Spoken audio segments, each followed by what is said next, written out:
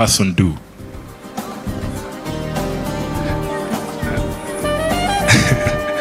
Okay. Good morning, everyone. I'm Stephen Bongomin from Uganda. So mine is more of a fun memory about fact-checking. Back in high school, in Ugandan high schools, I was in a boarding high school, and during school we didn't have access to internet. So I'm a huge football fan. And you know, it was a boys' school, so we used to have arguments, football arguments, day and night. Ronaldo, Messi, who is better, numbers, stats, what? So, in the heat of it, some people would spew wrong facts, really wrong facts, with the intention to win the argument. So, what we used to do is we used to down whatever everybody says. Then there was a special day assigned for. There was a day where we could have access to the internet in the computer lab. I think it was a Wednesday evening.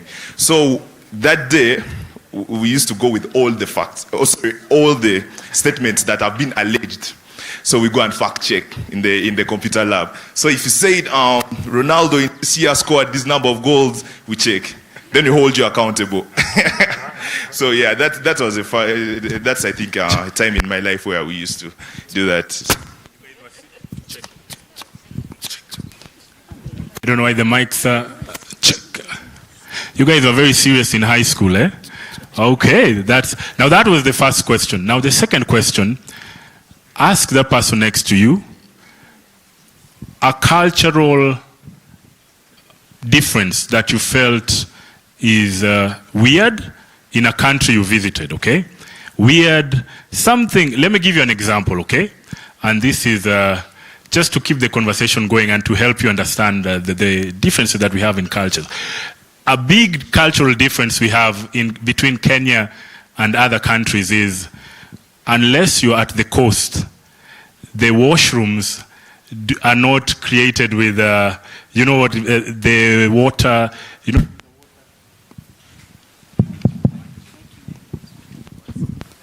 There's a water system at the lavatory for, oh, you guys haven't seen that? You haven't seen that system, eh? At home is there. No, there's a system that you use, for example, when you're finished doing what you're doing, there's a water system, okay? I don't want to go into details, okay? Yeah, so if you prefer a certain system, you use that one. If you prefer the paper, you use the paper, okay? Now, in other countries, you can't go to a washroom and you don't find that, okay? Oh, the Ugandans are looking at me like, okay? Or you guys don't have it in Uganda, eh? So that's a big cultural difference, you see? So those are the cultural, you even don't know what I'm talking about, eh? So you've understood those cultural differences, eh? Let me give you another cultural difference for you to understand. In Uganda, I can be speaking like this, okay? And then I do something called I kube mbogo. Do you know that? Can I even try to demonstrate here? No, right? But for those who don't understand to kube mbogo, it is when you're speaking and then you somehow cough, and then that cough has like a mucary effect, okay? That's not it. See? Okay, fact checking, eh? I did that intentionally. Now, to kube mbogo in Uganda is when you're speaking and you sort of pronounce a word wrongly. Isn't that right? Yes. Now that's all. Now in Uganda, it's like a sin, eh? People can even laugh publicly. Woo! Now, just to try to speak. Now, the more you interact with people from different cultures, you'll get these cultural differences. So try to think of one or two, and then we continue. Exchange with your neighbor. There is a microphone around. So there's a microphone.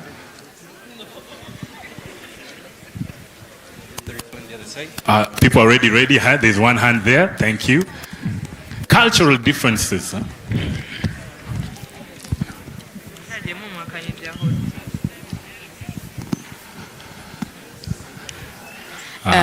Good your morning. Name and where you're from? My name is Piloya Babra Nyako. I'm from Uganda.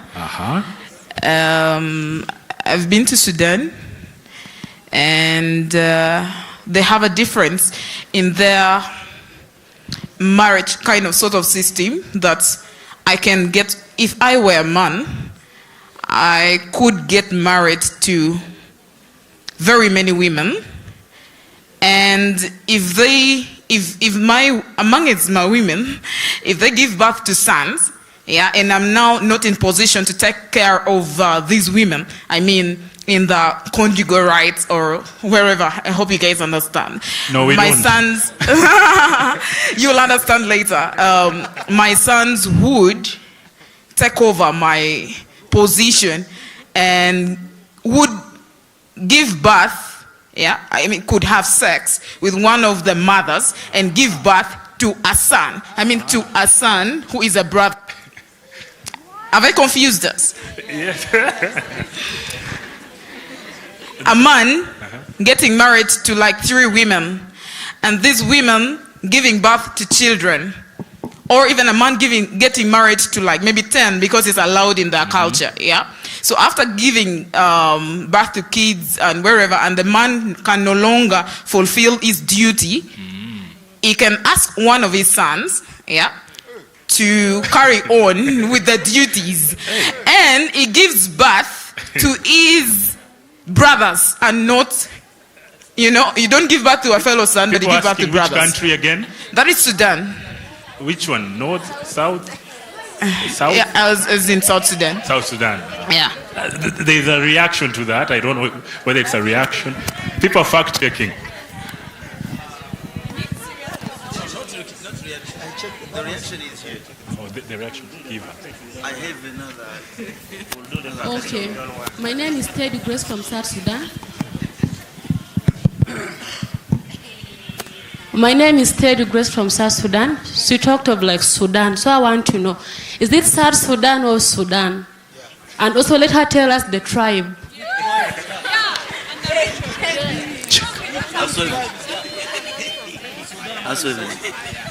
Okay, we will fact check that. We don't want to put you on the spot. I'm speaking of facts. I have a colleague called Kaman John, and that happened to them. Like, yes.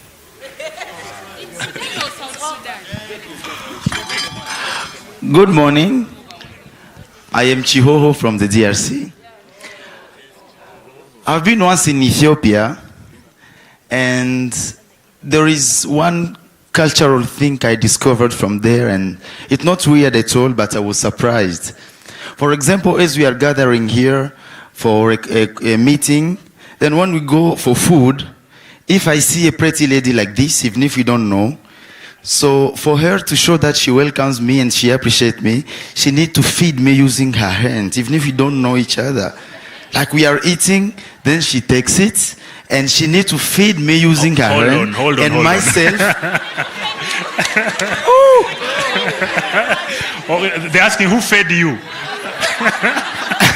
Let's just fact check. Is that true, or probably you are in a different meeting? We don't know what it was about. No. Let's fact check that. Okay, thank you so much. Good morning, all. Actually, he's a bit exaggerating the situation. But it happens anyway. Actually, there is a culture, like if you are having a meal with a family or a friend, they will feed you like by using their hands, so to show their love to you and their respect to you. But I don't think that they would do that to the stranger. So it's for more of the... So you don't think they didn't respect me? They did. No, yeah, they respect you. But like that could be a person. Actually, I think she's your sister, the person who fed me that time. No, actually, like it's the culture is more of with a friend and a family. So maybe if you have any interaction with that person before, I think they would do that. But to the stranger, I think that was at the Abyssinia restaurants. You know the cultural. Yes. Yeah, that was It was like I'm part of their family. Yeah, you're a family. Yes. Okay, thank you. So I'm not exaggerating. Okay. That true. Thank you. There is a hand here. I'm sure some of the people here would now be lobbying to have the next summit in Ethiopia next year. Okay, let's have one more. Oh, there's someone ready with the mic, please. Okay. Hello.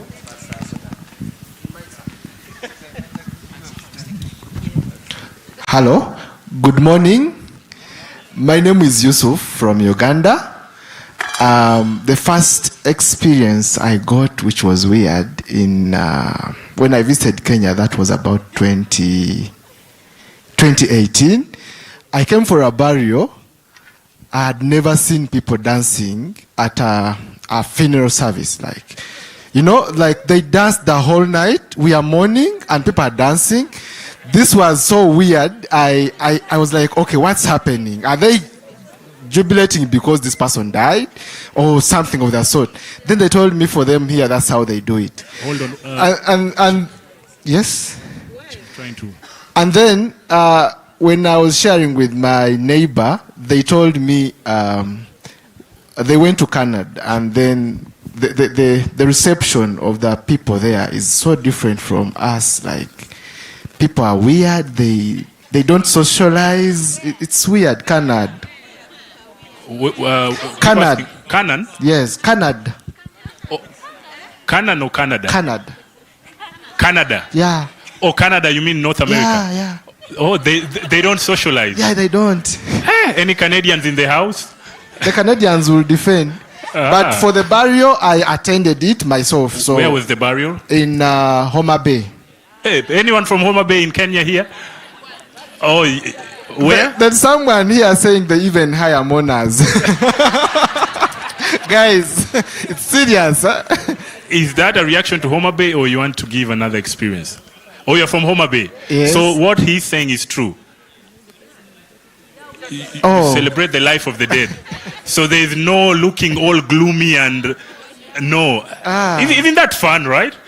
It isn't. You're mourning, like, guys, you're in sorrow. Why would you dance like happily and then, guys? But that's why the Luos are the coolest people on earth, right? Obama and the like, that's the culture. I'm just speaking like that because my father also comes from that culture. So I'm a little, even in Uganda.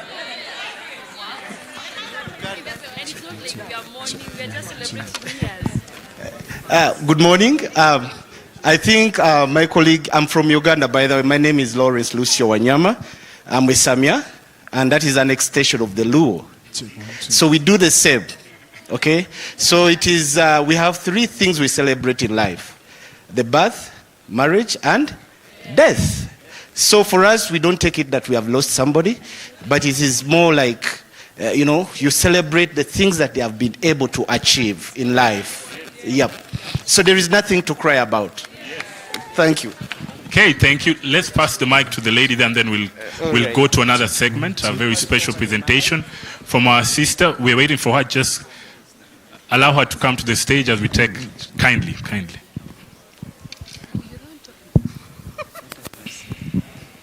Good morning. My name is Jen Asimwe from Uganda. I have a question, firstly, from the Samia people who celebrate the death of their loved ones. Let me hand over the mic to the Samia person. Does that also happen for young people who have not really achieved anything, say a baby or someone young? Does that also apply? Do you also celebrate their lives?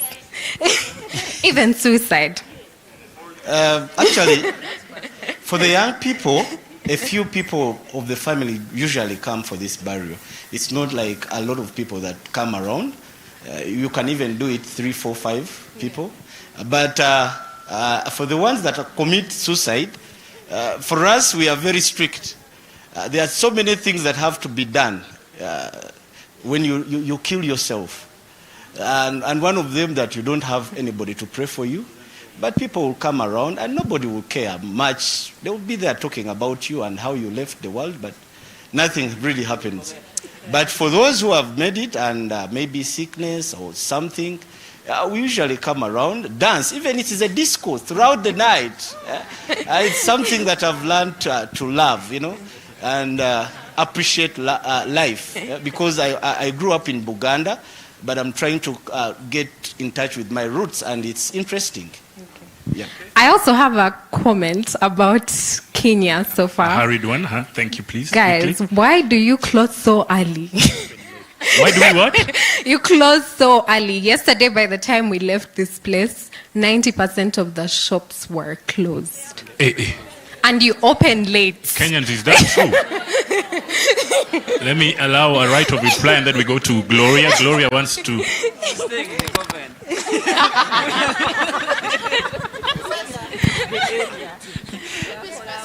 Mic check.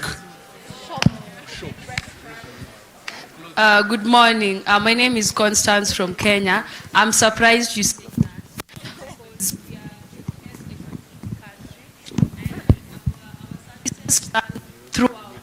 from 7. Our services run from 7 a.m. to 12 midnight. So I'm just wondering, is it an estate you are in? Is it is it where exactly? Because our president have made everything to be online. Where?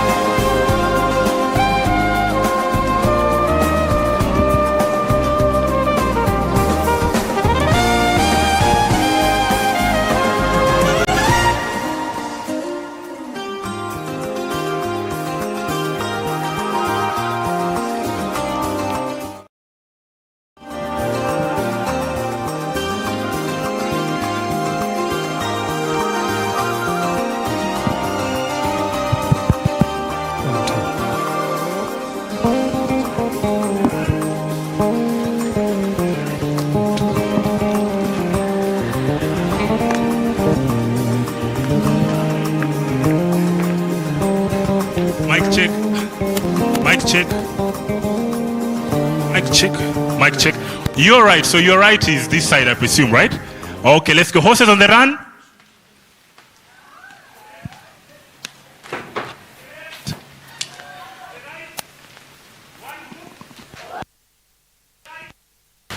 Run. Run. 2 hoops. Run. To the left. To the left. It's your left, not mine, okay? Okay, let's go. Horses on the run. 3 hoops. To the right. Horses on the run. To the left. Hey, some people don't even know they are left or right. Let's sit. Let's invite Gloria. Gloria is a wonderful person. She's come from Uganda. She's with the Ugandan delegation. And she has something wonderful to share with us. Gloria, over to you. Do you want me to hold the mic?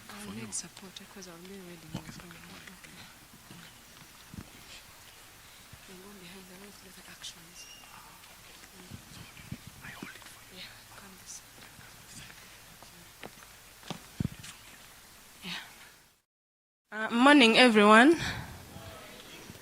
My name is Gloria. I'm a feminist, disability inclusiveness activist, and a climate activist being supported by Action Aid.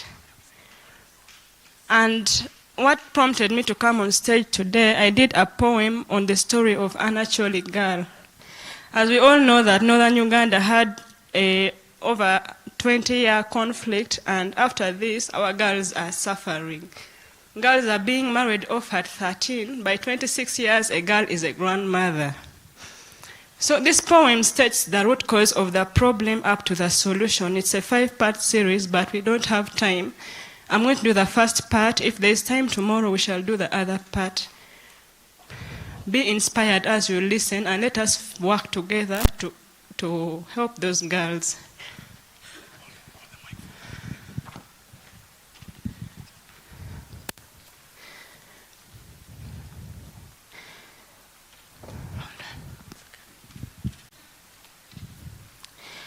I am an African girl, born and raised in a village in northern Uganda.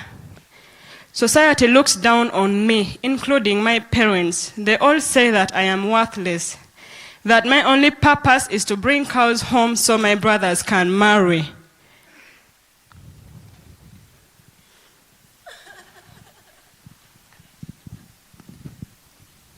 It's okay.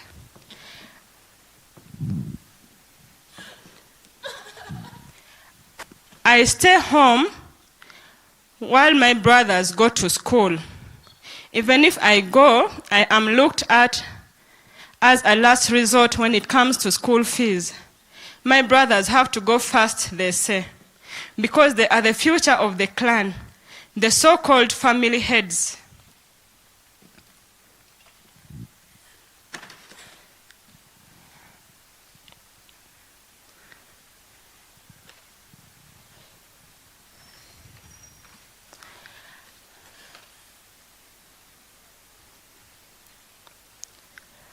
I am only 8 years old, but no one cares. They said the path I should take, that they want me to be strong enough to handle the affairs of a home by the time I am 13, when I am sent off to my in-laws. I said nothing, since I was trained to keep quiet when the elders speak, to agree with all that they said, for they are old enough and that they knew better. I am deeply hurt because I am just a mere girl. I cannot defend myself before the elders. My future feels opaque because all I have left is a lost dream. A future of uncertainty is what awaits me.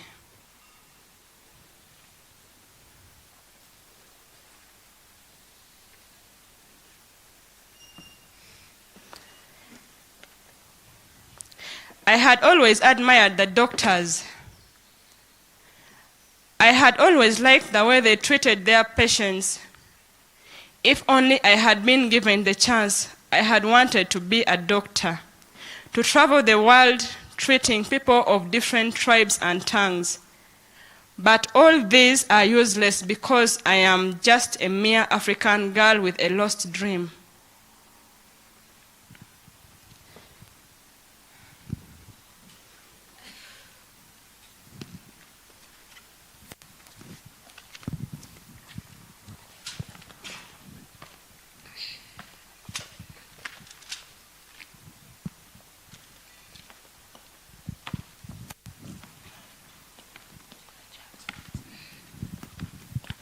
And this is the story of a typical northern Uganda girl. This is what they are going through.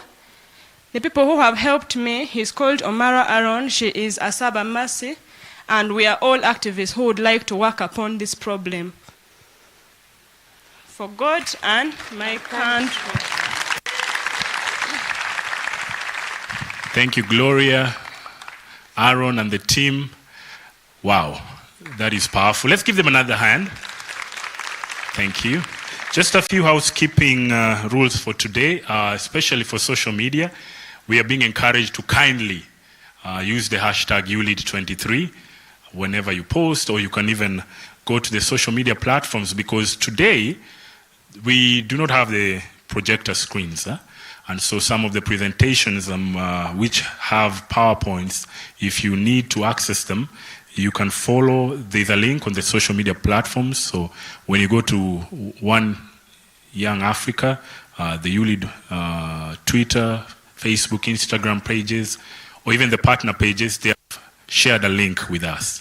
So you can click on that link and then join into Zoom.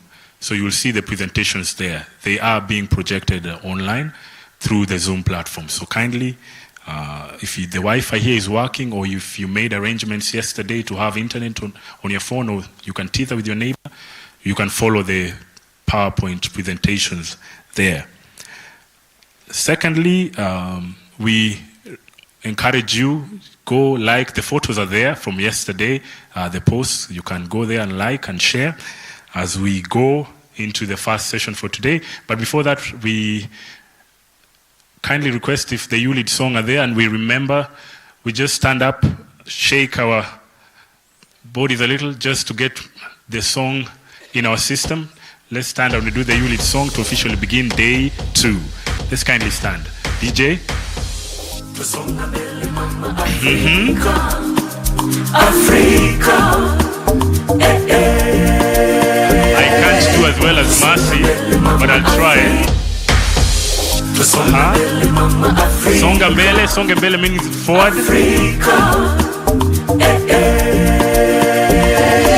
Mercy, I'll be following you from here. I've forgotten.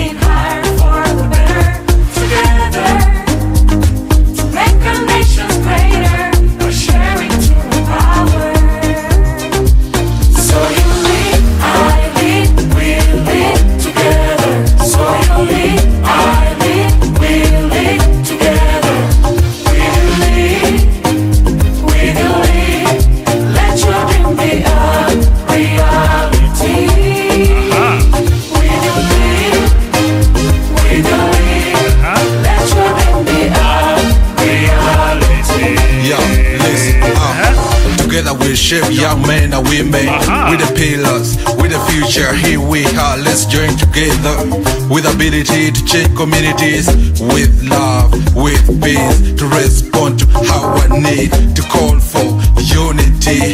Africa, hear me cry, never leave me alone. As I say loud in a brighter future, let's join hands for youth and women. Let's join hands for youth and women. I lead, we lead together. So you lead, I lead, we lead together. We do lead, we do lead. Let your dream be a reality. We do lead, we do lead. People have flags, eh? The Burundian flag. Yeah. Vijana wa Afrika wote waungana. Vijana kutoka mashariki, magharibi, kaskazini na kusini, hata na kati. Twaja pamoja. People are not going down. Fanye nini? So you lead down. We lead together. So you lead, I lead, we lead together. We do lead, we do lead. That's a new one. We do lead, we do lead. Let your dream be ours.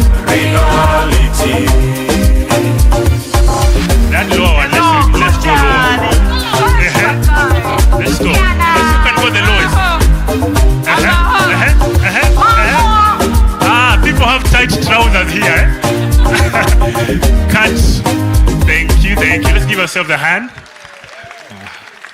Thank you.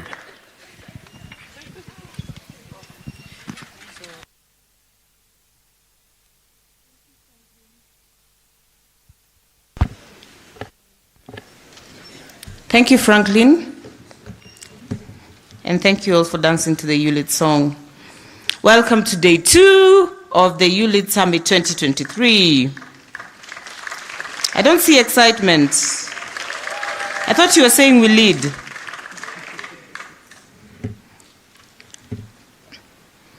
And welcome to the YouLead Day of Business. Today we are going to be focusing on conversations relating to youth and business. We have a series of conversations prepared in order to be able to execute this assignment. For a while now, since the year 2019, YouLead has been programming around youth and business. We have collaborated in a number of partners to do the same, including the African Continental Free Trade Agreement Secretariat. We have been able to set up a few affiliate bodies to be able to support this. Some of them may be represented in this room, including the Africa Youth Business Council and Ikoyaka. We created this body so that we can provide a platform for young people to be able to participate. The former, for young people to organize around business, and the latter, for young people to influence processes at the AFCFTA. We also provide a boot camp just before every summit. Excuse me. We also provide a boot camp just before every summit. This is normally the Youth Enterprise Boot Camp. We have been doing it alone and providing training on business and enabling young people to understand the common market protocol and how they can be able to take advantage of opportunities to do business in the region. This has always accompanied the award process that is going to be happening this afternoon, the Youth Enterprise Award. And ideally, what normally happens is that we train, a few business pitches are done, and then once the pitches are done, a panel of judges will then select who is the winner. Sometimes we announce the winner in the summit, sometimes the winner is actually linked to the funders and they get to access the resources themselves like we did last year.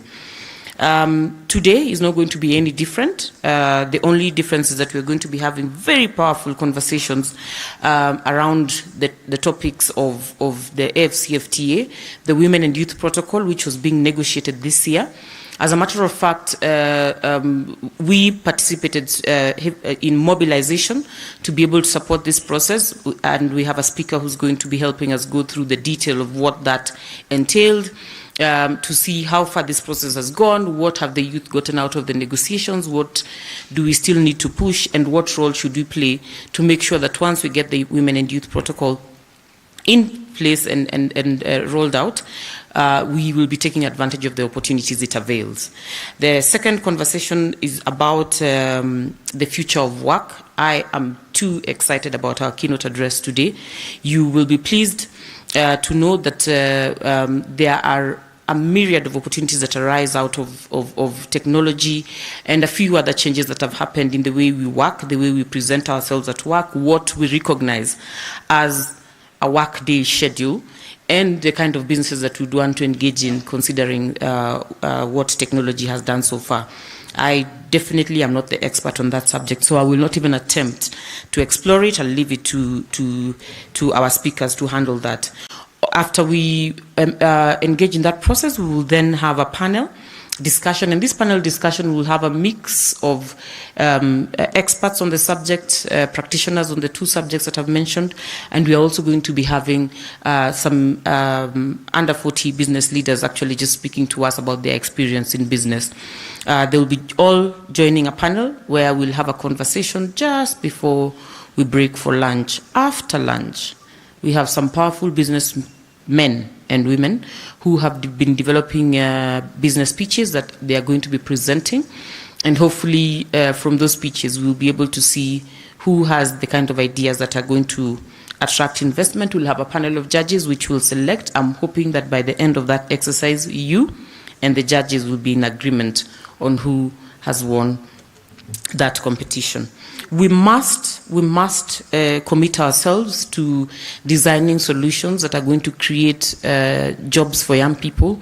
We must have solutions that are going to have a domino effect as far as addressing employment is concerned.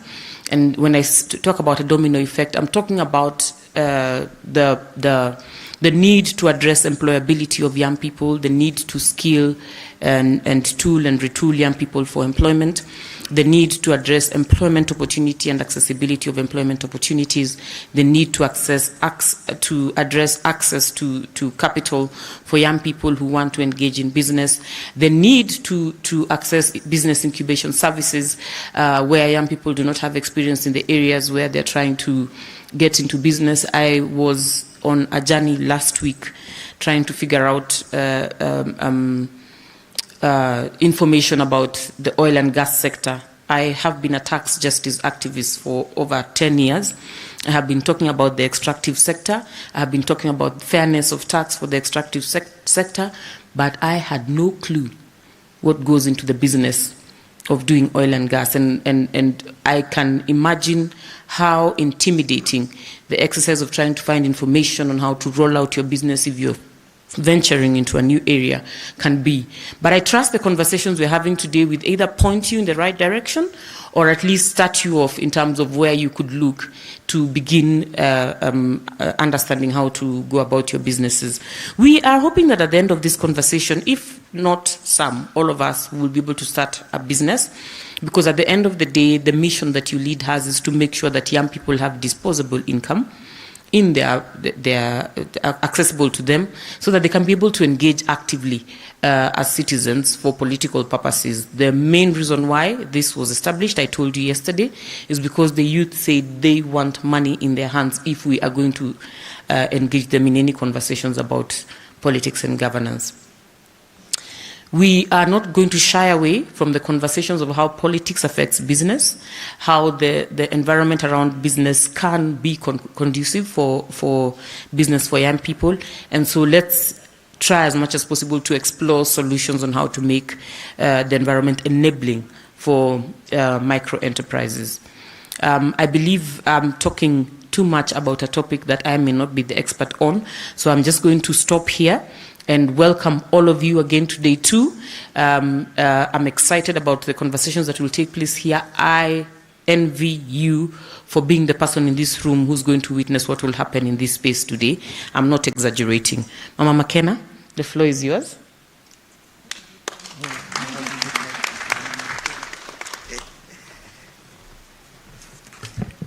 Good morning.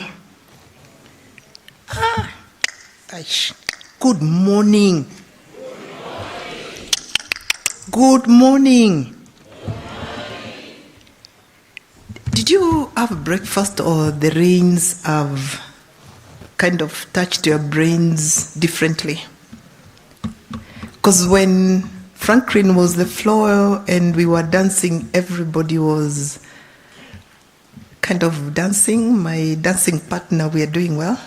We can still give them competition. Just look at the next person and tell them the future is now. But do you believe in that statement? I'm asking a question. Do you believe the future is now? Today I will not do, I'm trying to be like Stella, so I'm trying to use my phone. Just 3 things I want to talk about, because unfortunately what I wanted to say Stella's already touched on, and I don't want to repeat that. But how many of you had reflections after yesterday evening, after the Excellency finished his topic? Those of you who unfortunately went shopping, shops were closed, when you get to your room, did you think about the day and what you got out of that day? You did. Those of us who didn't, I just wanted to give a message today. If we want to make Africa different, when you get to a space and you've been demanding for that space, but you're given the space and you have no agenda, what will happen? You will lose the opportunity for yourself and for the millions of the young people that you represent. Because I think we were talking with the fellows and we said that whichever country you represent the millions who did not have the same opportunity that you have. And therefore, by Friday, it means we expect quite a lot of change and things to start, so that the future is now and the future is you. For me and Professor Susi, I think we've done our part. So we said yesterday our intergenerational gap needs to be filled with facts. And thank you to Franklin, who has been kind of, reminding us when you say a statement, you must be able to support it with facts. And that is where we go wrong. And especially, I wanted to honor Gloria, just to say, Gloria, you touched my heart. You reminded me of 40 years ago when I was an activist, and I got a bit emotional because when we thought I can talk to that. Thank you for just saying few words, but getting to the minds of the people. That's why we say when it is personal, it becomes political, and that is then how you start making change. So I just wanted to say, in this space that you have been given, with the serious faculty and guests that we have, what I hope to hear from, or what I hope from you, are two things. There are those of us who are politicians, and those of us who are business people. There are those of us who are activists, but none of us can survive on their own. We need each other. So I'm hoping that you're here because you want to connect, you want to learn, you want to share knowledge and insights, you want to bring your expertise, but also to listen to the expertise. And if you do that, there are two things that will happen. You will accelerate your personal growth as well as your business growth or your political growth. So that's why I'm saying that I hope you have all the seriousness that will even encourage our guests to be able to do that. So whatever little support that you receive, never underestimate it, because that is what, like the CS said yesterday, whatever step you make, celebrate it. Because most of us are waiting for the big steps, but the little 1 inch you make, let us celebrate it, so that that offer which is given to you, make sure you extend it to somebody else. It's not about me, it's not about you, it's about others. Because when you become a leader, then you are a servant leader, meaning you are supposed to serve others. And that is what we are looking for in this journey, if we have to achieve the Africa we want. Professor Marauka yesterday gave us the roadmap. We are looking for servant leaders in the business, in education, in health, in whichever position you hold, be it IT. And I want to just smile because Kama was seated here and he was hot spotting, and then we had him saying, look at my internet is working out, my internet is working. So we didn't understand, but because he was hot spotting from one of the fellows' phone. So that means if you are hotspotting somebody else, if you're leaving, just kind of give them that, because he might have been in an interview and he might have missed his interview for that. That's a problem with technology. So I'm hoping we'll get the solutions as you come on the floor. I want to finish by saying, when you have a moment, my friends, don't stick with the people that you know. Listen to the experts in the room. Those are the people you look for.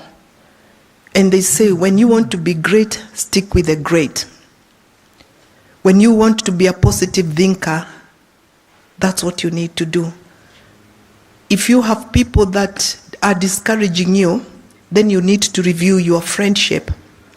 And one thing that we shy away from is when we are building our networkings, sometimes we refuse to drop the negative energies. They keep pulling us back. Never be shy to say this is not working. Learn from it and make the next step. So if you're not networking, if you're not going to move from here today with a number of people that can help you think or continue working with, I think that will be a missed opportunity. And just to finish, I just want to say that we are all in continuous learning and not in sharing as part of what will make us competitive. I'll tell you that business is competitive. It's not about they like me or not. If they like you and they are not supporting your business, then you need to ask yourself what is wrong. So you need to be competitive and relevant to the world, the way the world is changing today. But I believe if we are a bigger chain, then our competition becomes better because then we are in volumes, we are in numbers, either in numbers in expertise, politicians, and you can imagine how you can change the world if we all stand for the same values, if we all stand for the same principles, if we all respect one another, and just to say this is what is going to get there, because I was smiling when we were looking at different culture, but how do we embrace each other, because we can't all be the same. So when you want to embrace me, do not force your culture into me, but let's embrace one another, because there's a reason for that. So to finish, I would like to say that business and politics, what challenges me is one value, which is called integrity and discipline, and I'm hoping that that is the direction that we will be picking in terms of how do we do clean business, how do we do clean politics without saying, but this is what has been done in the past, unless we want to remain status quo. So having said so much, I still want to say thank you very much to the YouLead team, Sodfa, Stella, and the team of 14 that have made it this far for us to actually be able to be seated here. You can imagine logistics, visas, you name it. It's just a team of 14, and most of them are volunteers, and I would just want us to kind of give them a hard clap just to say thank you.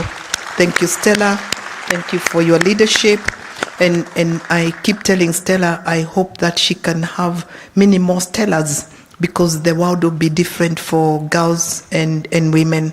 So I just want to wish you a very fruitful second day, and I'm excited, and if I say I'm expectant,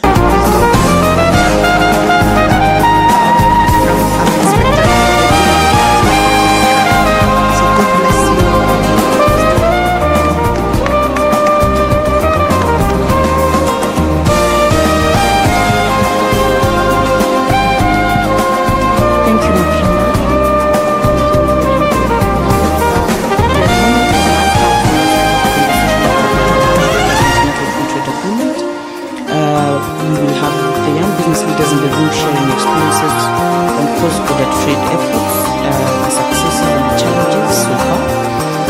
We shall also be defining or talking about legal instruments, the policies and the regulations that have been put in place and how those are being enforced. This, of course, is going to be inspired by the work of the AFCFTA Secretariat that is represented here by a very powerful woman, the lead of the Women and Youth Trade at the AFCFTA Secretariat. Please help me welcome Ms. Laya May Satora, the Women and Youth in Trade expert at the AFCFTA Secretariat, to take us through this session. Maya, the floor is yours.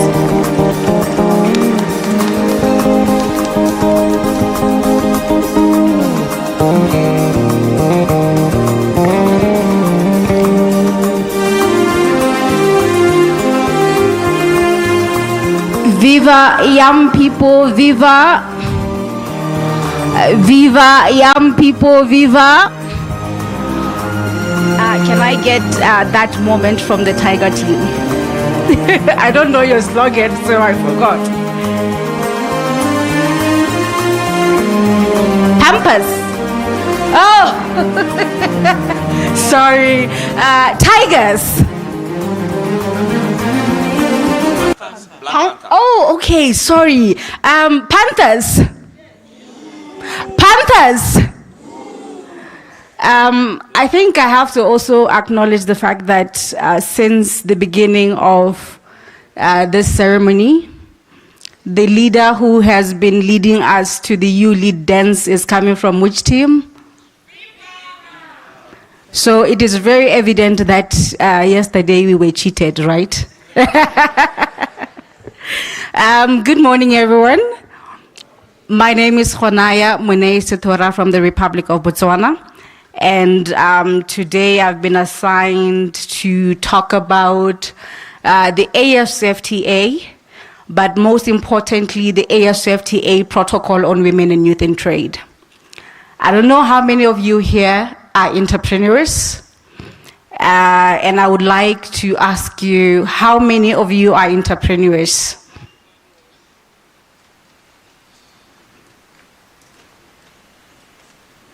I can only see 5 hands. Does it mean all of you are employed 9-to-5 jobs? How many of you are employed 9-to-5 jobs? Then there's a problem. Because if you are unemployed and you are not an entrepreneur, how are you going to benefit from such a summit? So I'm going to talk about something that will change your mind, but mostly actually foster innovation among young employed Africans. I always say that I think COVID was, it was really much evident that before COVID, youth unemployment was a pandemic in Africa. Is that right? Okay. Perhaps then Botswana is the only country that experiences high unemployment rates, because I'm not getting the mood of young people when I talk about young unemployment. Are you colleagues satisfied with the rate of employment in Africa? Then why am I not getting the mood? So I'm going to talk about the AFCFTA Protocol on Women and Youth. And my presentation, I will just start with the introduction of what the AFCFTA itself, what is it about, and also head into concentrating on the main presentation on the Protocol on Women and Youth and Trade. I don't know, are you able to see my presentation online? I have shared my presentation yesterday. Can it be on Zoom? Okay.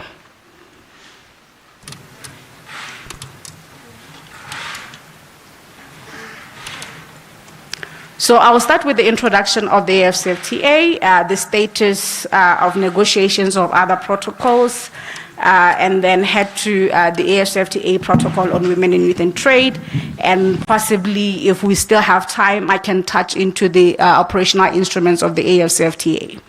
The AFCFTA agreement itself, it stands for the African Continental Free Trade Area Agreement, which is actually a flagship project of the African Union Agenda 2063. I think my colleague Lennon yesterday from the APRM spoke more on the Agenda 2063. The AFCFTA is a blueprint for attaining inclusive and sustainable development across the continent over the next 50 years in the context of African economic integration. At its 18th ordinary session, which was the Assembly of Heads of States that was held in Addis Ababa in 2012, presidents of Africa or member states of Africa had actually decided that it was a high time to speed up the establishment of the AFCFTA agreement.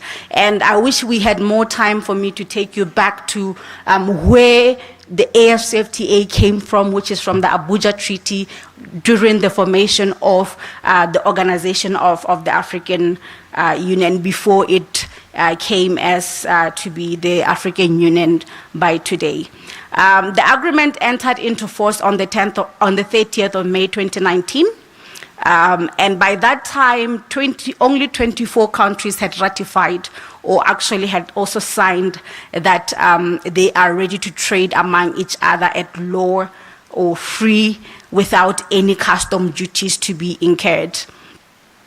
As we speak of today, the AFCFTA agreement has been ratified by 47 African countries. And perhaps for me to just explain more on this slide, when we mean 47 countries of African Union member states have ratified the AFCFTA agreement, we are saying that these 47 countries have agreed that they will be able to trade among each other without any barriers. So to young entrepreneurs who are in this room, they understand the most important part of you having the ability to access markets in other countries, and not you being worried about the cost of accessing those markets, and also the cost of you having to trade your products or your services in another country. So 47 member states of the African Union have agreed that they are ready to implement the AFCFTA Secretariat. Uganda is very much ready to sell their plantain to Botswana. I'm going to also give you brief on the status of negotiations, on how the negotiations of the agreement went about since 2021. The AFCFTA negotiations are scheduled in two phases. The first phase of the negotiations covered the trade in goods, the protocol in trade in goods, and the protocol in trade in services. These are the protocols that we say are the instruments that came with the agreement itself. On the next slide, you will see that I also tried to divide in terms of the layers of the agreement. There are three layers of this agreement. It is the agreement itself, and when the agreement was being negotiated, it came up with three instruments, which are the protocol in trade in goods and the protocol in trade in services, together with the protocol on rules and procedures on the settlement of disputes and their annexes.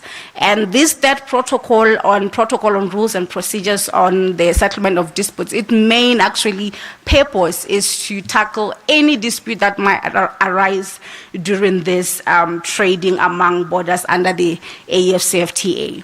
We also have the phase 2 protocols. It was after the three protocols that came with the agreement, the trade in goods, the trade in services, and the protocol on dispute settlement were negotiated. Then member states decided that every aspect of the economy now have to be inserted or included under the AFCFTA agreement. So these protocols are under phase 2. Some of them are still being negotiated, but also some of them have already been negotiated and adopted.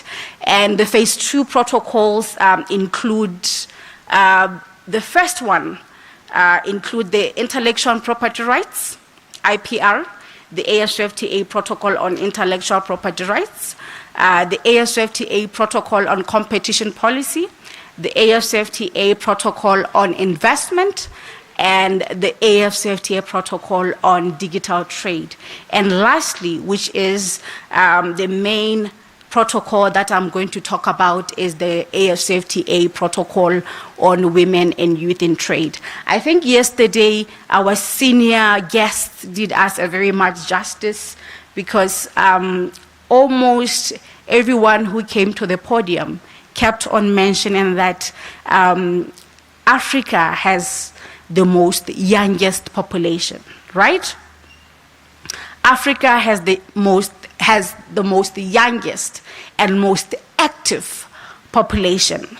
So it was in 2020 at the 12th Extraordinary Summit of the African Union that was held in Addis Ababa, when heads of states decided that the AFCFTA agreement, Africa is not going to be able to trade among each other at free without considering all the challenges that are being faced by women and youth in trade.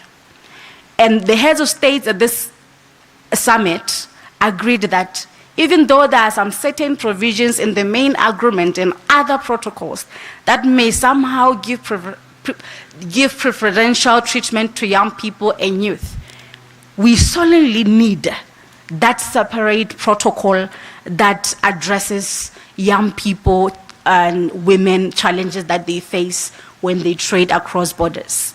So it was at this meeting that it was announced and decided that the AFCFTA Protocol on Women and Youth will be negotiated to integrate and include young Africans within the AFCFTA agreement.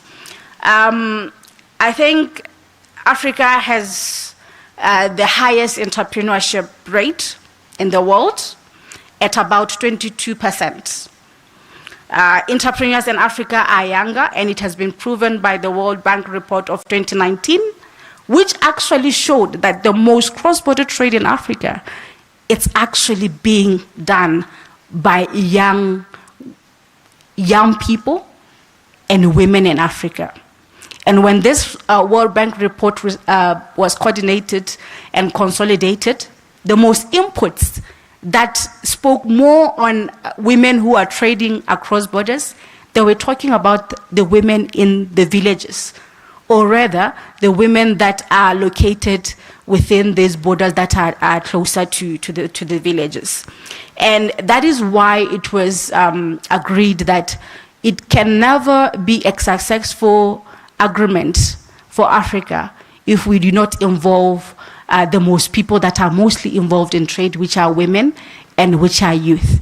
And when it came to the context of young people being integrated in the AFCFTA, it came from the fact that Africa is also facing one of the highest rates of unemployment, and actually COVID-19 has taken some countries back from where they were in terms of development.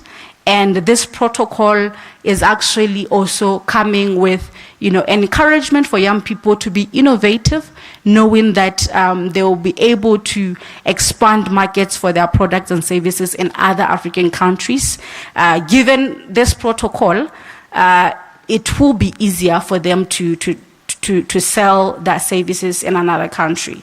But let also, before going into the process of how we negotiated this protocol, let me just take you through some of the challenges that are faced by women and youth in trade in Africa.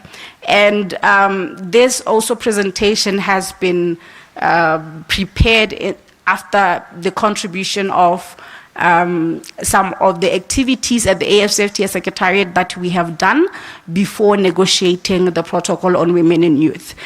We have actually done regional consultations on women and youth in trade, where we made sure that we held consultations in every REC in Africa, just so that we know what every young woman and youth in every different aspect of Africa, what challenges are they facing as they're trying to start their businesses, but most importantly, what challenges are they facing as they try to trade their products or services across borders.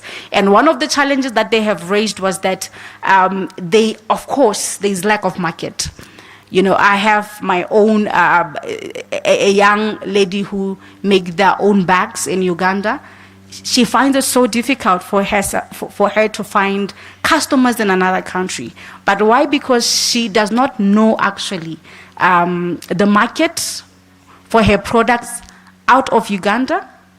And it's very difficult for her to even access that market in Uganda if she was to be provided with that information. The other challenge that young people raised from the report is that they have indicated that there is, of course, lack of trade finance. Young people, of course, do have innovative ideas of how to better their lives, but it always comes back to the fact that they do not have startup capital for them to, start their businesses and be able to run their businesses. Another challenge was, of course, which is this protocol trying to address, was the high cost of trade cost due to non-tariff barriers that they encounter at the borders. And this also includes procedures that are required for you to trade outside your country, the documentation that you have to go through for you to trade out of your country. And these are real barriers that actually cost every young business in Africa. And I was giving an example to the EAC fellowship group the other day. I said, even in my country, Botswana, for you to sustain your business, especially when it comes to just the registration itself, that could be very hectic. So the protocol on women and youth, ladies and gentlemen, it's trying to actually address such challenges. It comes with provisions that actually request member states, especially heads of states, of course, the presidents, to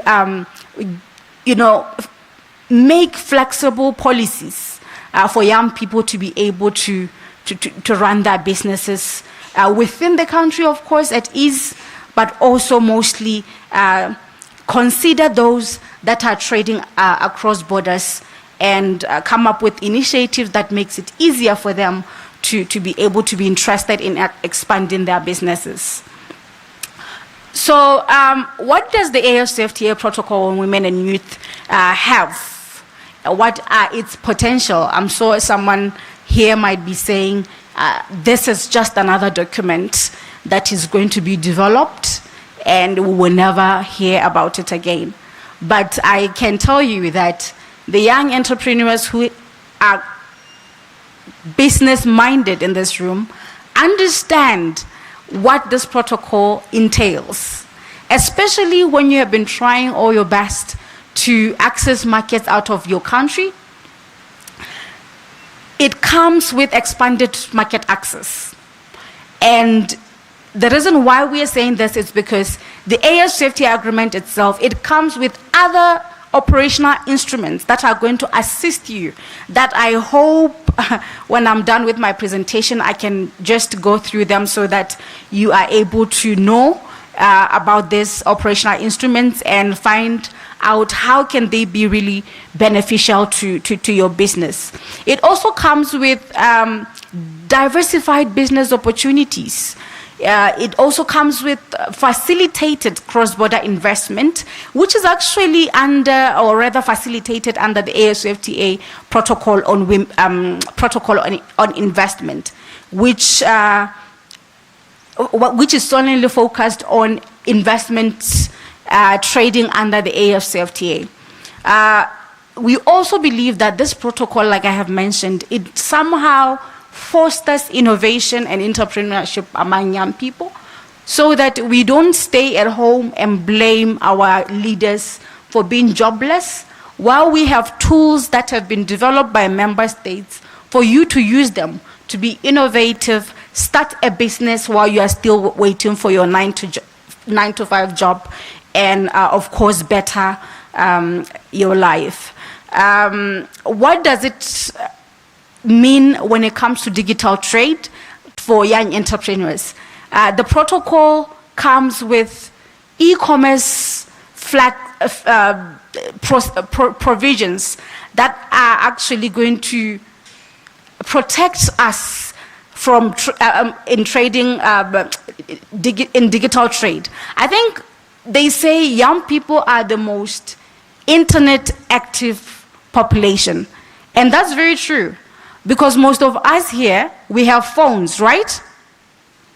And most of us here, every day we go to either Facebook, Instagram, TikTok, almost every morning. This protocol now also fosters the fact that young people are always in the internet. How can we actually tap into that opportunity of creating a platform for them to be able to sell their products online with protected policies? I don't know if you have heard about the AFCFTA protocol in digital trade, which is also one of the main protocol that is being negotiated at the Secretariat, which will facilitate the trading of Africans online.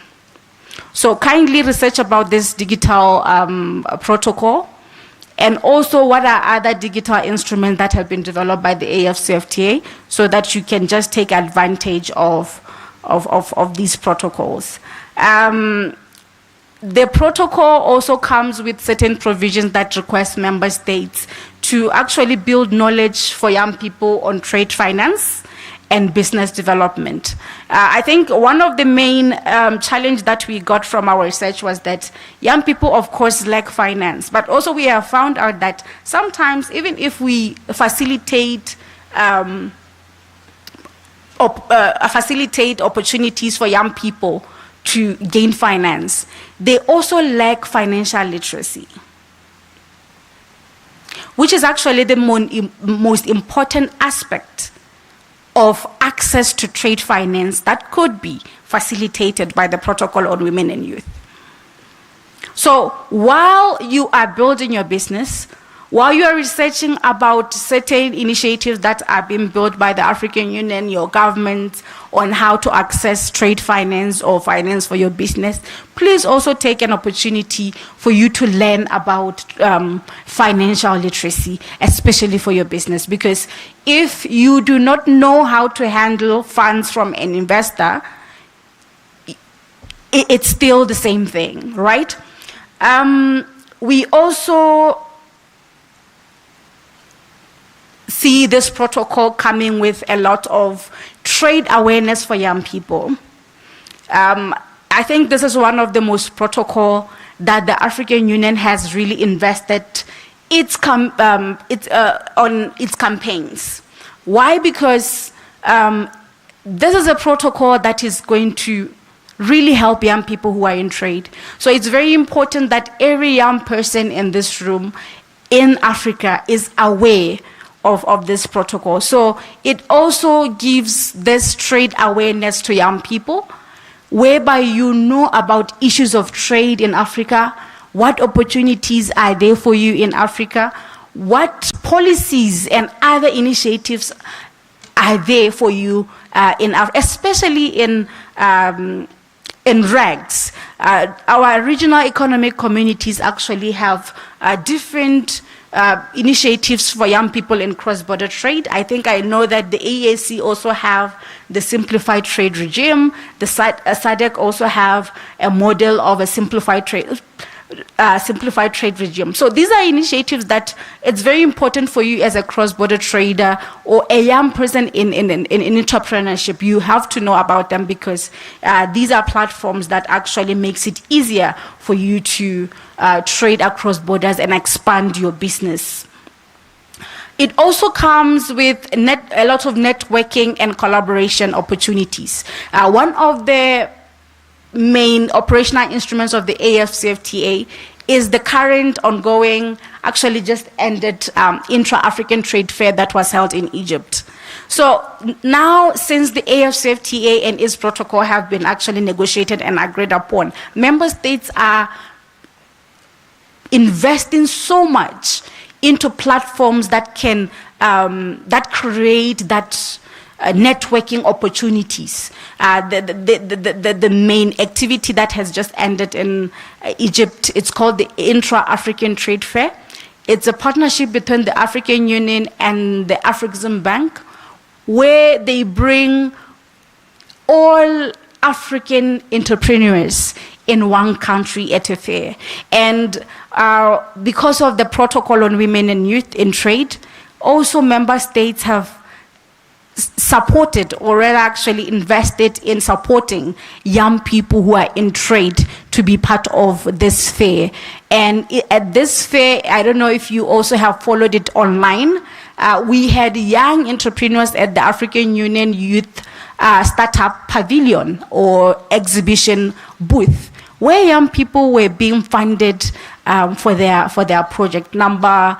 Position 1 of the competition went home with almost $5,000, and position 3 went home with almost $3,000. So these are opportunities that, if you are aware of what is happening across, if you are an entrepreneur and you are aware of issues of trade and what is happening around Africa on initiatives that are promoting cross-border trade, you can get this opportunity also for you to go and exhibit your products or service at the next ITF and gain an opportunity to also be awarded such funding for you to accelerate your business.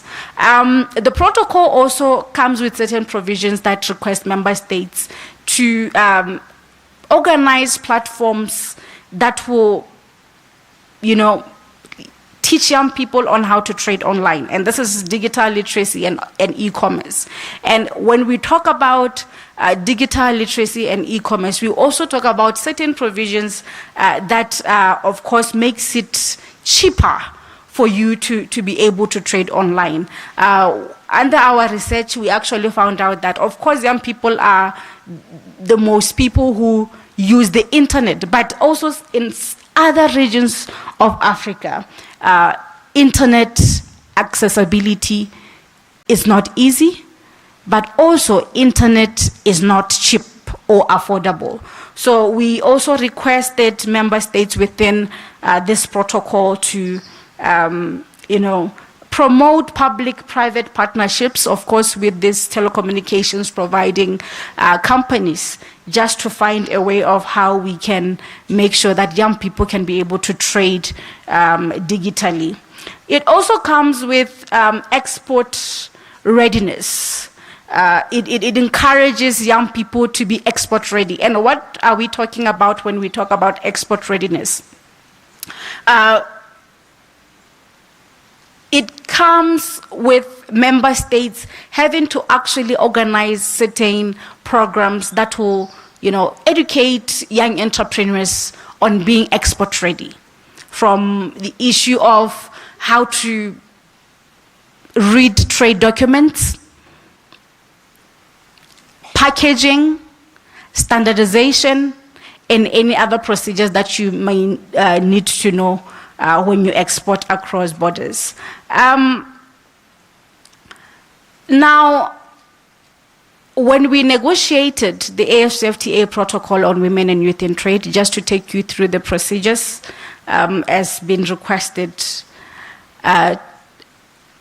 this is a protocol that was, of course, negotiated by young people. But most of the time, when we negotiate protocols, we negotiate with member states. And when we say we negotiate with member states, member states actually nominate people from their countries, but mainly ministries of trade, who are our main focal point as the AFCFTA Secretariat.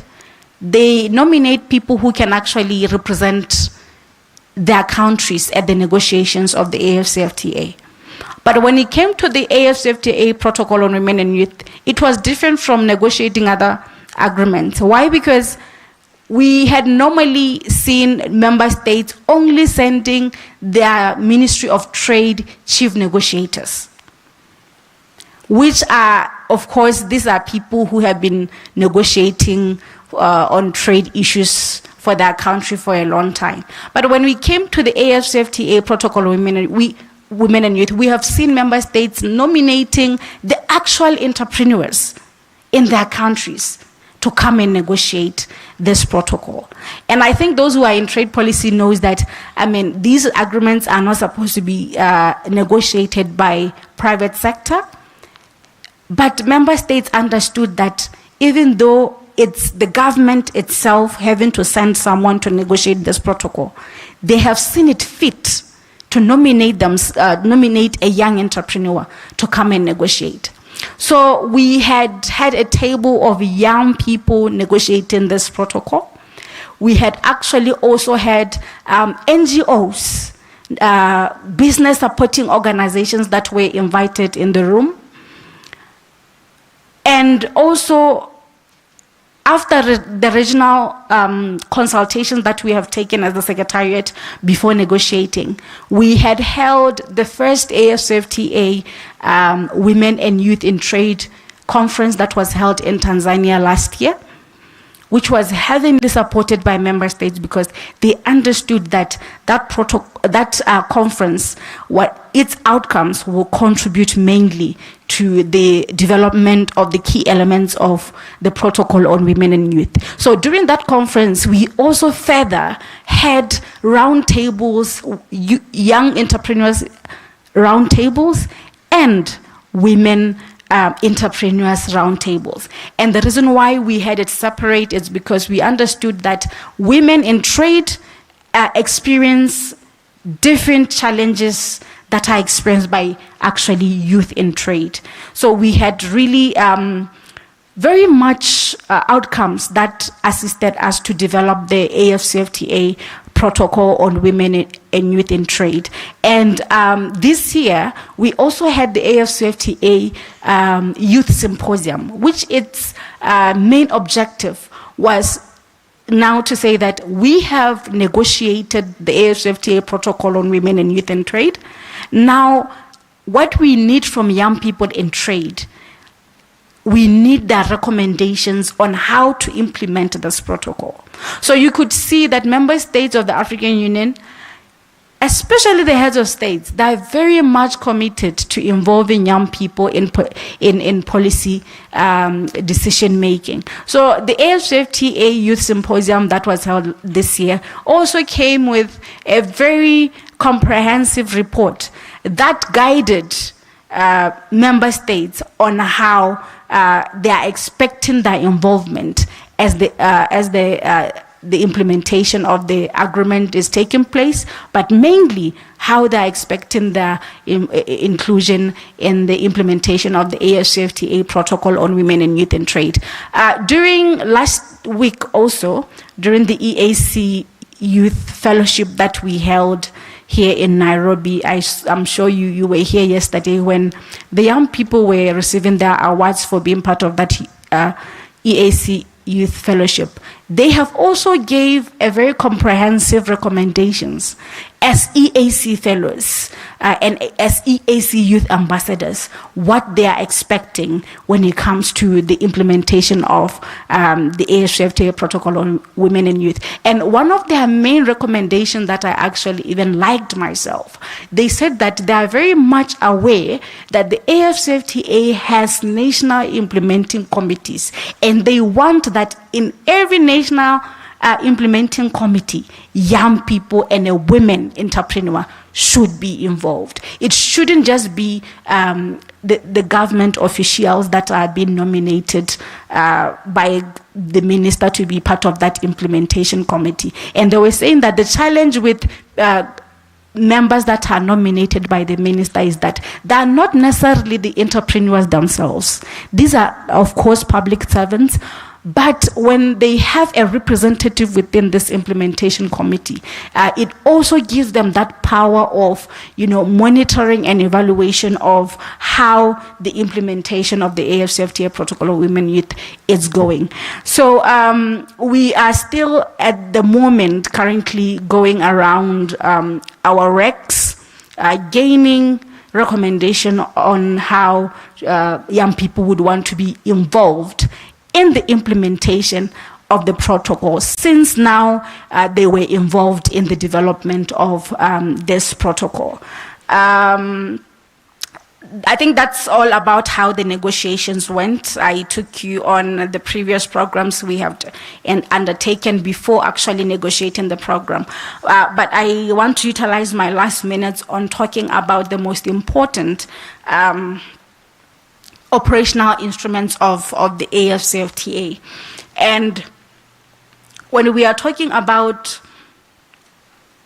the operational instruments of the AFCFTA, we are talking about those instruments that have been developed already by the AFCFTA Secretariat and partners of current that are actually assisting in facilitating trade and okay, sorry, my English has went. Jesus Christ. Okay, I'm done. So, I really lost my vocabulary. But these are actually instruments that have already been developed, and their main aim is to assist you. This is to say that the AFCFTA agreement has already been developed. It's here. Right? Its protocols are here. The protocol on women and youth in trade, to you as a young person, it's here. There are now certain instruments that have been developed that can assist you, that can facilitate actually your trade at the moment while you are still waiting for the protocol to be adopted by ministers of trade. And the first operational instrument that young people have to be very much aware of is the rules of origin. The rules of origin, it's a manual that has been developed. It's there online. Take time to download the agreement itself and its other protocols, and this instrument is called the rules, the ASFTA rules of origin. It actually states those products and services that can be traded under the ASFTA. This is to say that not all products can be traded under the ASFTA. You are not going to order an iPhone from China and say that you are going to sell it to Uganda under the ASFTA. That is not an African product. The ASFTA, its main objective is to promote,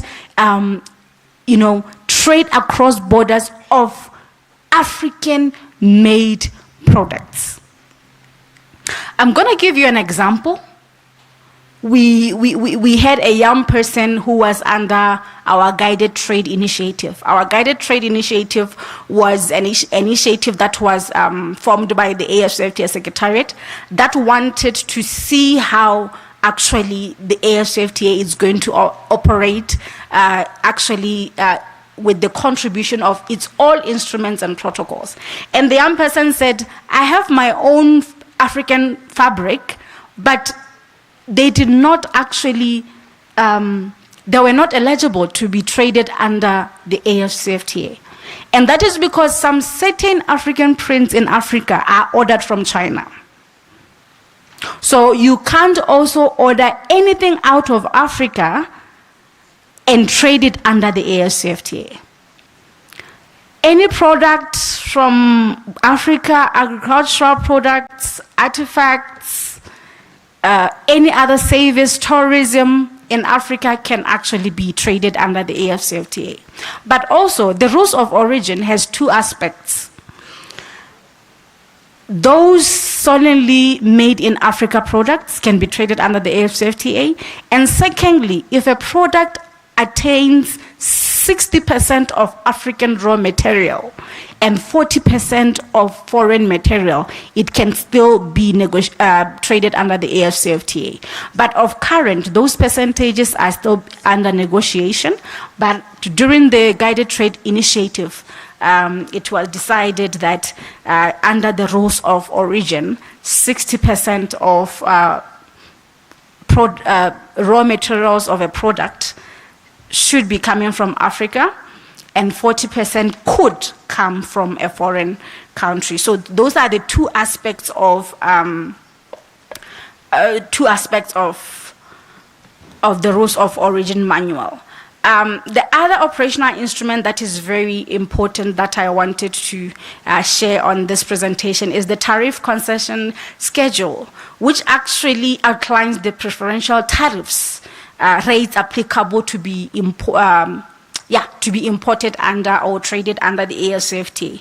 It specifies tariff reductions to be implemented over a period of time, which is actually 10 years. The other operational instrument that I wanted to talk about is the Pan-African Payment and Settlement System. This is an already developed instrument of the ASFTA in partnership with Afrexim Bank, where it actually allows African traders who will be trading under the AFCFTA to be able to trade without using a third currency. I think you are very much aware that when I have to trade to Kenya, as from Botswana, I might have to use a dollar or a euro, right?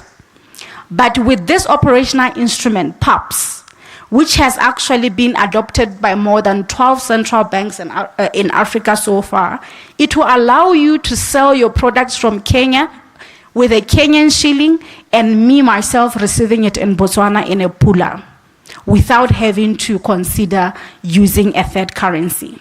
This is one of the important instruments that you have to know as an entrepreneur. I think the other important one, I have already spoke about it, is the Intra-African Trade Fair, which actually is a platform that tries to create a networking and collaboration opportunity and create market access. It's held annually in partnership with Afrexim Bank. So search about the Intra-African Trade Fair. It's there on LinkedIn. It's very important because a lot of young entrepreneurs are being funded at the Intra-African Trade Fair. So if you actually follow its work, you can be considered to go and exhibit your product or service and have an opportunity to be funded. The other operational instrument of the AFCFTA that I actually have to talk about is the Guided Trade Initiative.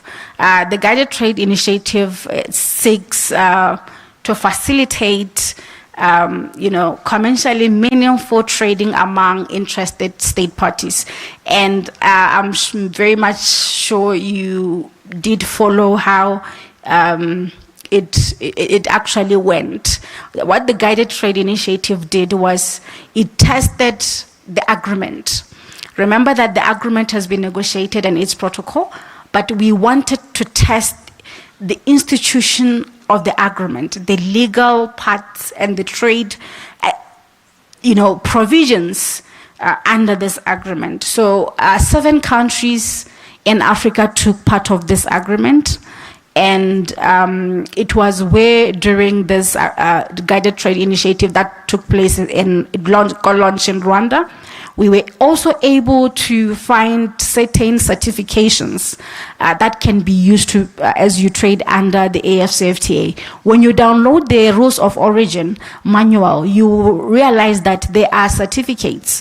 And maybe to also relate the Rules of Origin manual to the AFCFTA Protocol on Women and Youth is that there will be 2 certificates under the Rules of Origin. The other certificate will be used by a normal entrepreneur who is an already established entrepreneur, and then there is another simplified certification to trade under the AFCFTA that will be specifically used by young entrepreneurs. I've been told that my time is up, but there are other operational instruments like the e-tariff book, and others. So thank you so much. I'll be around during the day. I have to be here because we are looking forward to the implementation of the protocol. So any other inputs, questions that I'll be having with you, either seated during lunch, these are points that will be considered as we are implementing and tabling this protocol in front of ministers on the 24th of this month in South Africa. It's actually on Friday. Thank you so much.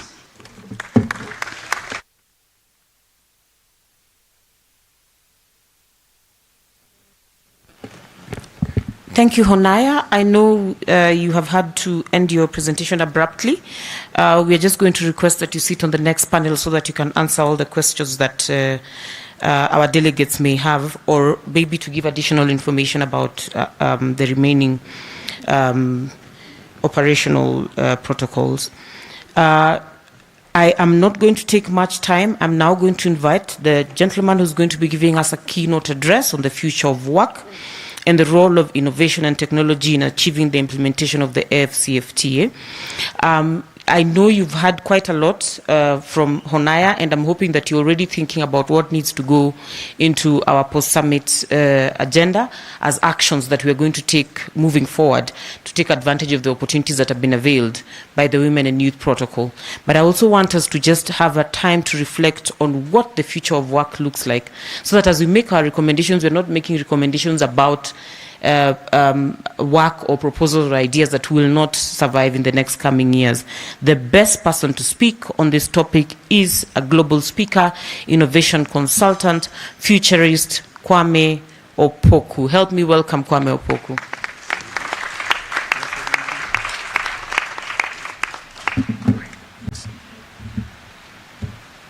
All right.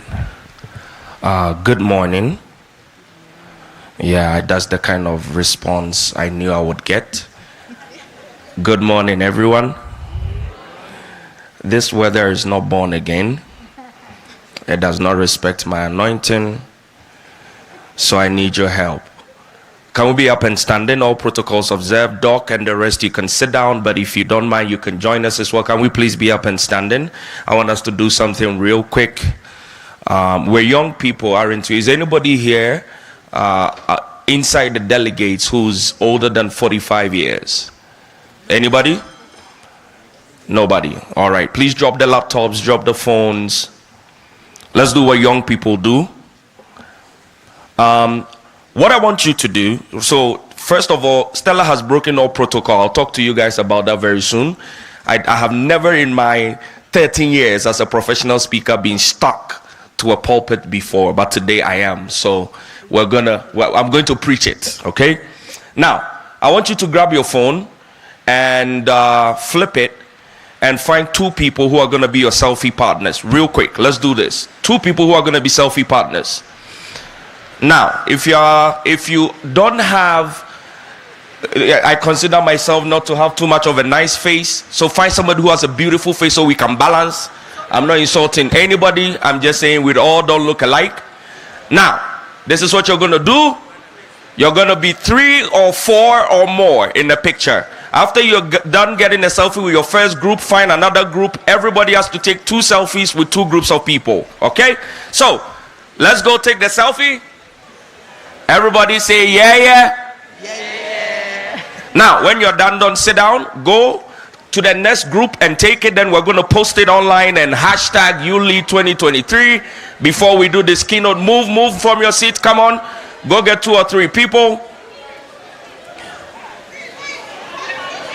The guys who are single, this might be your opportunity that the Lord has given you. Move.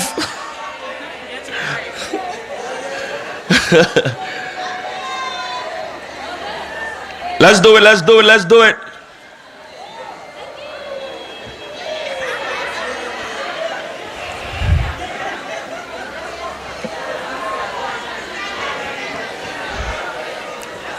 Come on. Don't be stuck in your seats. Make sure you get a selfie with 2 groups of people.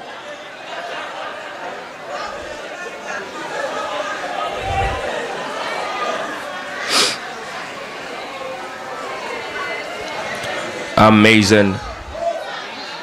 Amazing. This is the only way we can face this weather. Face to face. All right, you have 60 more seconds to get another selfie. 60 more seconds. Go to the back, go to the front, move, run. Somebody finally caught the anointing and came up here. Nobody came up here. Can you imagine? Let's get a selfie. We have somebody who came upstairs. Why not? Let's do it.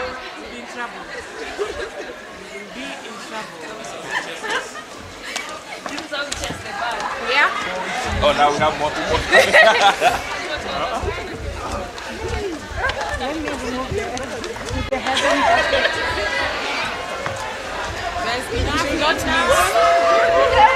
Okay.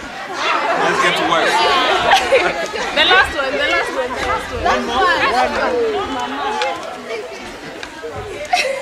All right. Okay, fantastic. Now, post it, go on Twitter, go on Instagram, go on Facebook, post it and hashtag YouLead 2023. And let's get back to our seats. Before you sit down, I have 2 more things we have to do. I'm going to make sure you're well warmed up for breakfast. Fantastic. Please post it now. Go on your Twitter, go on your Instagram. I hope everybody has access to internet. If you don't, find somebody who has access and connect to it. Amazing. Now get back to your seat and let's do something before you sit down.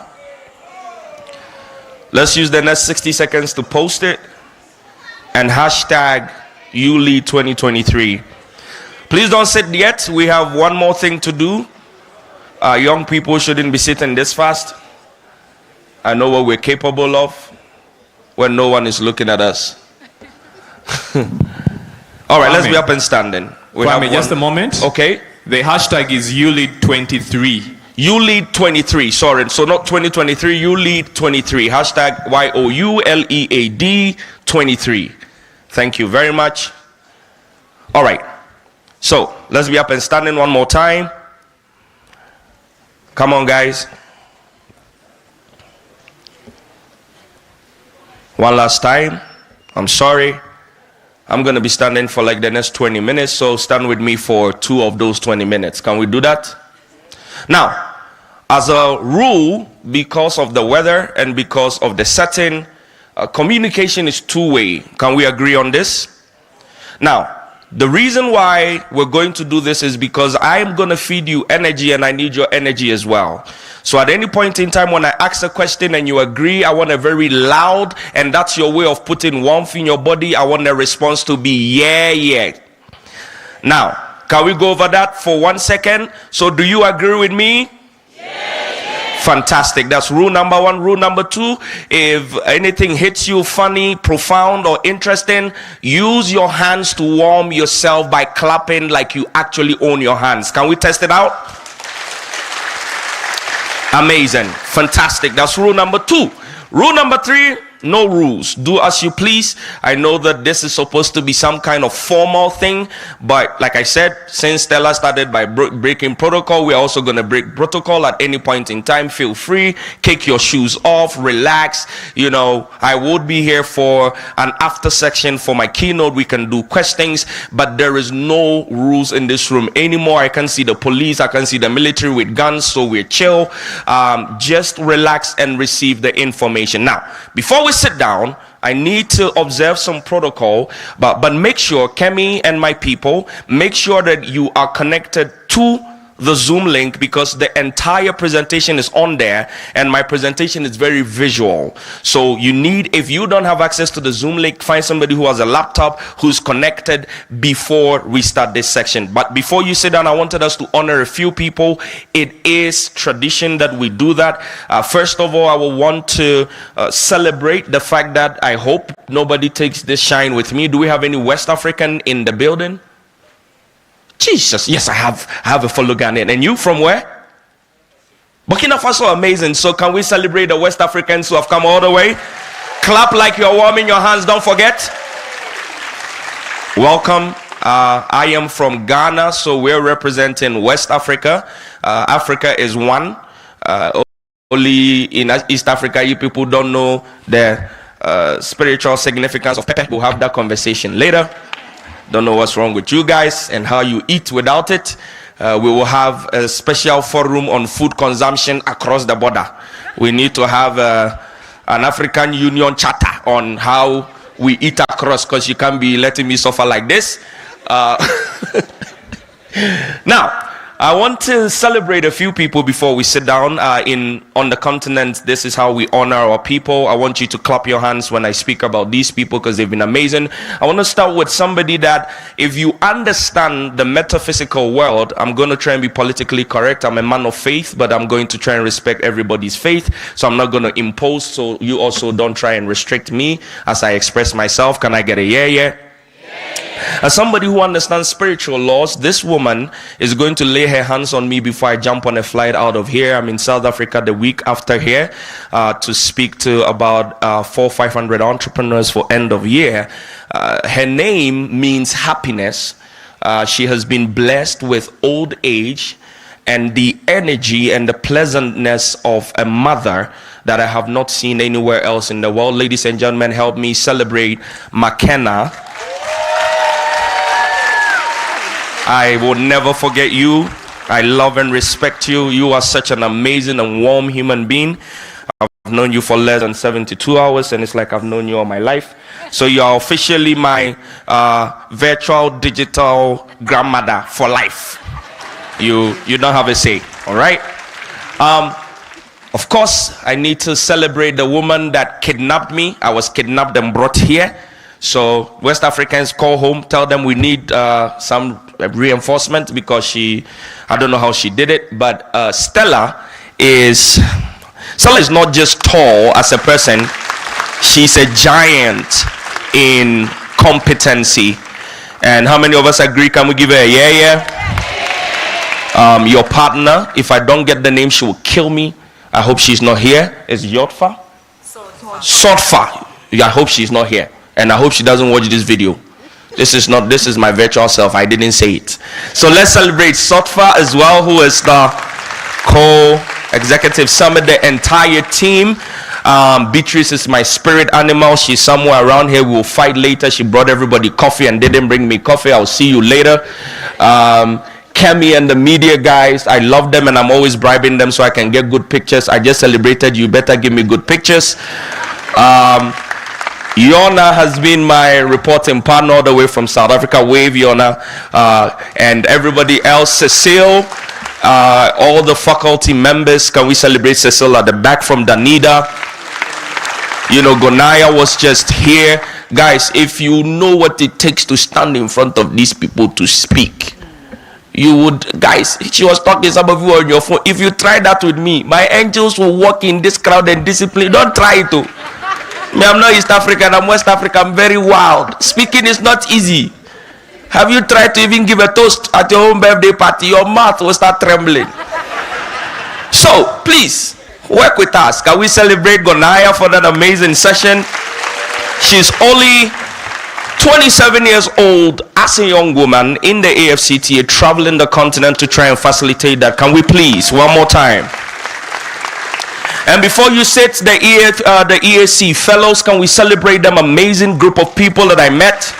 Can I get a yeah from you guys? You guys are the original yeah. And then finally, before I let you go, Doc, I celebrate you. Can we celebrate Doctor down there? We honor you very much. And now this one is the best one yet. Do it for yourself as you sit down. Celebrate yourself for being here. You could have been anywhere else in the world. Please have a seat. Please have a seat. Now, are we ready? So, final thing, put your hand on your chest and say after me, say I and mention your name. Say I refuse to sleep no matter the weather, and say the devil is a liar. Oftentimes you go to such events, is the very information that will transform you. That moment is when your house witches will put your picture on your WhatsApp status, and that's when you will start sleeping. Their eyes will be heavy. You won't even know what happened. By the time you woke up, that information you should have received is gone. All right, now I'm gonna be here for maybe 20 minutes. I'm gonna give you a few house rules again. I've established a few of them. The first is how and what's going to happen. So please be very rapt and follow me, because I'm going to inundate you with information. We're going to have a crash course. We're going to go to the past. Somebody say time travel. I can't hear you, my people. We had an agreement on communication being 2 ways. I need your energy. Say time travel. So we're going to go to the past, we're going to come into the present, and we're going to go into the future, all in 15 minutes. In that 15 minutes, I'm expecting one thing to happen. I want your brain to go into shock and to start thinking very differently. And in the last 5 minutes of this presentation, we're going to look at some solutions. If you agree, let me get a yeah. Now, how many of us are seeing the presentation? Give me a yeah if you are. Give me an ooh if you're not. We need to fix that. Otherwise, it's going to be a problem. If the tech team can help with that in 2 minutes, if not, and some of the guys who have access to it here will move here, because I can hear all the oohs here. Like I said, the presentation is very visual. So if you're not in there, you're going to miss out. How do we access the link so that they can all get in there? If you have it and somebody next to you also has it, please move to this side for those who don't, so we can get more people seeing the presentation. Let's pull up the laptops, try and get in. If the tech team can help. If you are... Okay, Kemi has information for you guys real quick. Okay, the best place for you to access this is on Zoom. So just use the link bit.ly. It's probably better if you go to our social media so you can see this. bit.ly/YouLead Summit 23 live. bit.ly bit.ly / okay, uppercase YU lead with an uppercase L Summit uppercase S 23 live. If you are on the WhatsApp group, you'll find that link there. If you go straight to One Young Africa on any platform, the link is there. Just tap it, register, and get into the webinar. All right, thank you very much. So my keynote is titled "The World at 8 Billion." The world at 8 billion. Who am I working with? If you're looking at me whenever I go this, thank you very much. You know the deal. So let's go to the next slide. Now, a little bit of a brief introduction. I think that the presentation runs a little bit slow, so follow my voice as you follow the visuals as well. Let's go to the next slide. I work at the intersection of youth development, technology and innovation, and the SDGs. I think that my screen has stopped here, so I'm not able to see.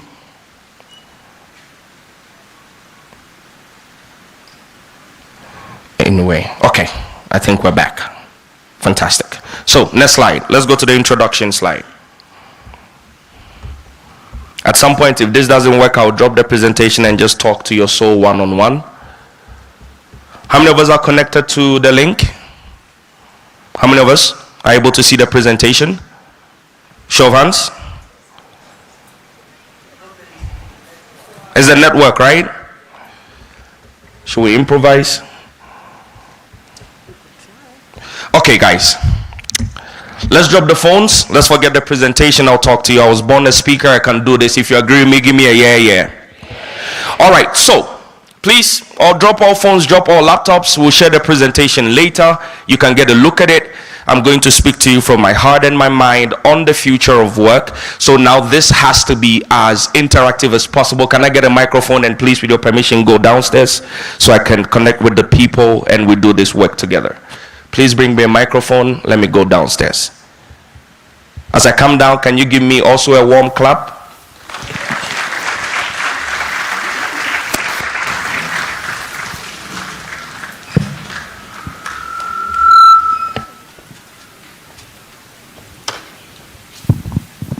Thank you, my brother from West Africa. All right. So, now we're close. I've broken the protocol again. Camera people, I'm sorry. Now, I work at the intersection of youth development, emerging technologies, and the SDGs. You would have seen in my slides, if we're able to see it, some of the work that I've done, but that's not important. Let's focus on what is. Now, there are two types of thinking that actually characterizes the world that we live in. Two types of thinking. If you're making those, I want you to write them down. The first type of thinking is linear thinking. Linear or local thinking. The second is exponential thinking. And I'm going to show that to you very soon. Remember, we're looking at the future of work and how we can position ourselves with innovation and tech to be able to take advantage of AFCTFA, or how they pronounce it, and actually create solutions for our continent. For me, that's the most important thing, and that's what the summit is about. Now, local and linear thinking is very simple. If I stand here and I take 30 linear steps, I probably will be at the top of the staircase by the time I'm done taking 30 linear steps. Very, very local. You can still see me in the middle of the room. I've gone nowhere. However, if I decide to take 30 exponential steps. Exponential means after I take step 1, step 2, 2 to 4, 4 to 8, 8 to 16, 16 to 32, 32 to 64. By the time I take 30 exponential steps, I've gone around the earth 4 times. Your brain might not be able to compute that. Follow me. I'm presenting things to you so you have a good imagination. Imagine with me these things that I'm talking to you about. Now, the only way we can understand this is I'm going to use how I grew up. When I was growing up, the modes of transportation were very limited. I grew up in the 90s. I'm about 30-something years old, early 30s, and I saw just before we actually hit the escape velocity of technology. So I saw radio and I saw TV when it was black and white. We didn't have that type of thing. Newspapers used to come out on Monday in the city in Accra. It used to get to my village by Friday, and we use it for a very different purpose. If you know what that purpose is, you will go to heaven. Now, how many of us know the purpose? Give me a yeah. For all you rich kids who don't understand, we will explain during break. Follow us. Now, that is the world I grew up in a world where information used to travel very slow. It used to move at the rate of a horse. Do you remember all those movies where when they had a message to communicate to the king, some guy would jump on a horse and would take the little information and would run, and it is how fast the horse could go that would determine how fast you received information. How many of us remember? In Ghana, there was something called GBC. This was the local or national television that we had, and this is interestingly, we had our GBC at the same time that BBC was established, but today we are not on the same level. They will beat me in Ghana, but I'm not going straight home, so by the time I get there, they would have forgotten. Now, the point is this: in a local world, everything is very limited and linear. Your thinking is limited. You cannot take a product out of Nairobi into Accra, Ghana. You cannot take it into Madagascar. It definitely is not going into Johannesburg. Everybody is localized and limited by that kind of thinking. What happened with technology is it disrupted that operating system and moved us from linear and moved us straight into exponential. A little bit of history on the internet. It started as a military technology.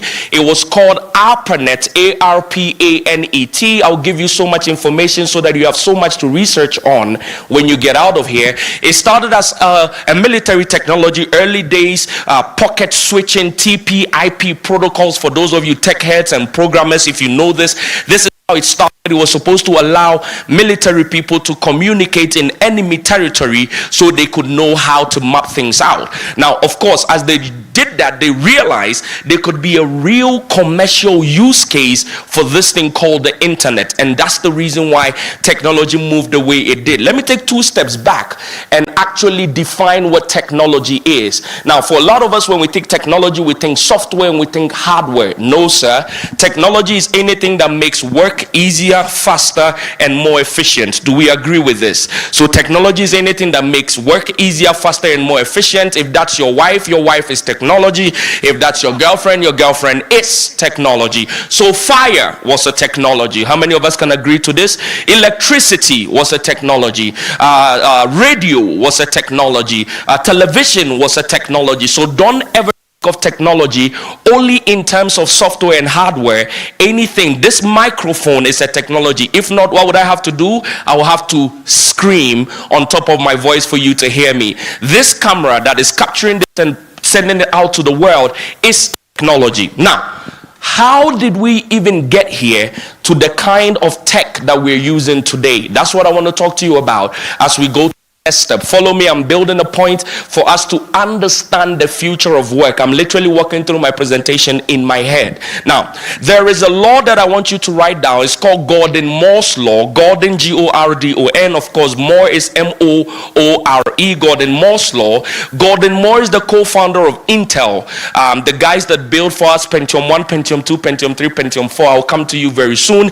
He did a study for 7 years between, I think, 1987 or so, and found out, no, not 87 is too close, a bit later than that, and found out that every 12 to 24 months, computing power would go up and price would decline.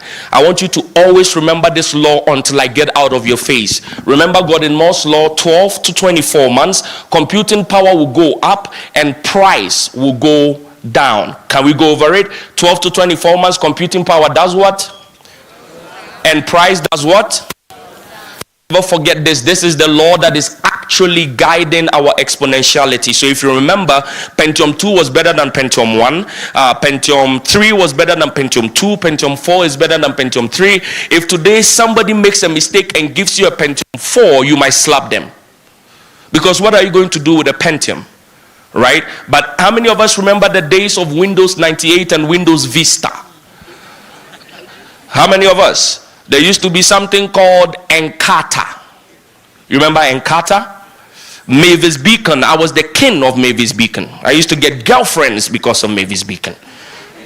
I will type everything until that lizard comes out and use the tongue to lick the word. How many of us have used Mavis Beacon before? There were 2 games on that computer. One was solitaire, that's what we called it. It was cards. You remember, guys?